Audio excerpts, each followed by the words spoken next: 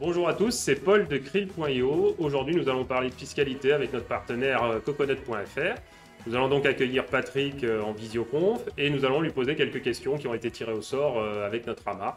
Donc bonjour Patrick, est-ce que tu peux Bonjour te Paul. présenter et présenter un petit peu Coconut? Alors Coconut, en fait, c'est à la fois un agrégateur de portefeuille qui permet d'avoir une vision consolidée de tous ses actifs sur les différents exchanges et wallets, et aussi un outil d'aide à la déclaration fiscale qui est 100% automatique et qui permet de se débarrasser de cette corvée des impôts en moins de 5 minutes. Pourquoi Coconut? Bah écoute, très bonne question. En fait, on voulait véhiculer une idée de bien-être, de sérénité dans un univers des cryptos qui reste compliqué. Et la noix de coco nous a semblé un parfait symbole de santé, d'énergie. Notre objectif, c'est vraiment de simplifier la vie de nos utilisateurs, que ce soit sur le suivi de performance des portefeuilles ou bien sur la déclaration fiscale. Alors Paul, on a sélectionné en fait 10 questions qu'on va traiter aujourd'hui. Pour toutes les autres, en fait, chez Coconut, on a essayé de créer une base de connaissances autour de la fiscalité qui est accessible sur help.coconut.fr et qui, je l'espère, contiendra toutes les réponses aux autres questions qu'on n'a pas le temps de traiter ici. Est-il obligatoire de faire une déclaration d'impôt lorsque l'on détient des cryptos? Que se passe-t-il si on ne fait pas de déclaration? Oui, c'est obligatoire de déclarer ses impôts crypto, sauf si le total des cessions est inférieur à 305 euros. Et ça, c'est pour les investisseurs occasionnels. Par contre, dans tous les cas, en fait, il est obligatoire de déclarer tous ces comptes qu'on a sur les exchanges étrangers. Même en fait si il n'y a pas eu de transaction et qu'on l'a juste ouvert.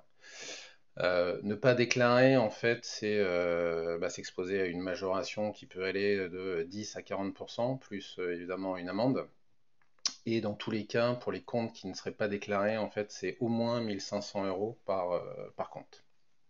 Si les plus-values ne sont pas justifiables, notamment à cause de trop nombreuses transactions sur les protocoles DeFi, est-ce qu'il y a une majoration et si oui, de combien est-elle? Que ce soit en fait pour les investisseurs occasionnels ou les investisseurs habituels, les règles de calcul des plus-values nécessitent d'avoir toutes les transactions. Ça peut être très compliqué évidemment de le faire à la main et même parfois impossible si on parle de milliers ou même de centaines simplement de transactions.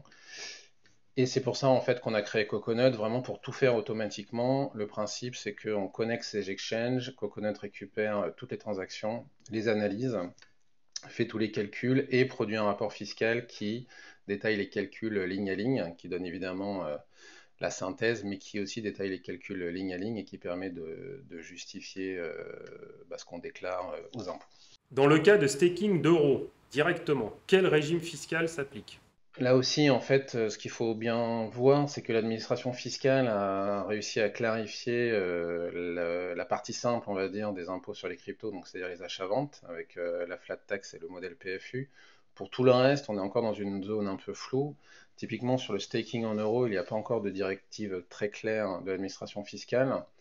Mais on peut se dire quand même que comme c'est une opération en euros directement, il semblerait logique que ce soit le régime des revenus issus de valeurs et capitaux mobiliers qui s'applique, comme pour les dividendes traditionnels.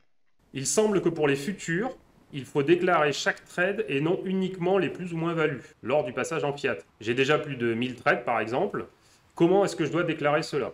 Alors, les futurs ne sont pas soumis au régime PFU flat tax, mais au régime des opérations réalisées sur des instruments financiers à terme, comme pour n'importe quel sous-jacent en fait. Les investisseurs occasionnels doivent donc déclarer leurs gains sur le formulaire 2074, et le détail de chaque trade pourra être fourni en support, mais dans ce formulaire 2074, c'est le gain total qu'il faut mentionner.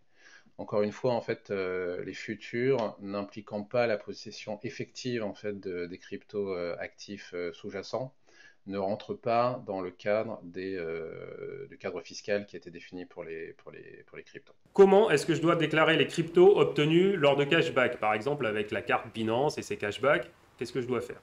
C'est un peu pareil en fait, il n'y a pas encore de directive très claire de l'administration fiscale, mais on peut se dire il serait logique en fait que la fiscalité soit la même que pour le cashback sur carte bancaire classique, et donc non taxé au moment de la réception. Par contre, au moment de la vente, enfin de la cession de ces cryptos contre fiat, ça sera la fiscalité classique des cryptos qui va s'appliquer, on va dire, avec la flat tax à 30%.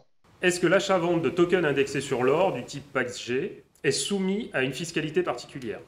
Alors, a priori, non, puisque en fait, ce sont des cryptos comme les autres et qui vont donc être soumis à la même fiscalité des cryptos avec flat tax et prélèvement forfaitaire unique à 30%.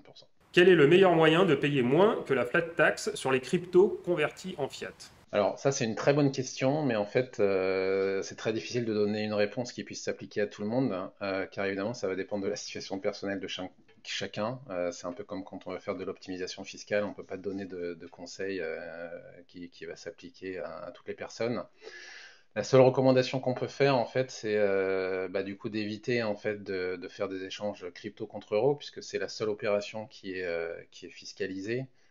Tous les échanges crypto contre crypto, quand on est investisseur occasionnel, ne sont pas fiscalisés. Et donc, plutôt faire des sessions contre stablecoin, sauf si on a vraiment besoin de sortir en euros, mais tant qu'on peut garder ses plus-values et ses gains sur l'exchange, le faire contre stablecoin qui du coup ne génère pas d'événements taxables.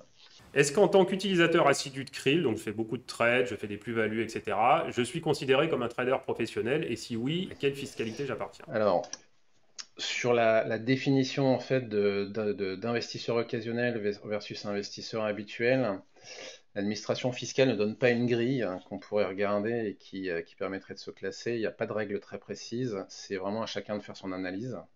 Ce qu'on doit prendre en compte en fait pour définir dans quelle catégorie on est, c'est le nombre de transactions, le montant total des transactions, les outils utilisés, la fréquence des transactions, mais aussi, et ça c'est un critère important, le fait d'avoir ou pas une activité professionnelle à côté.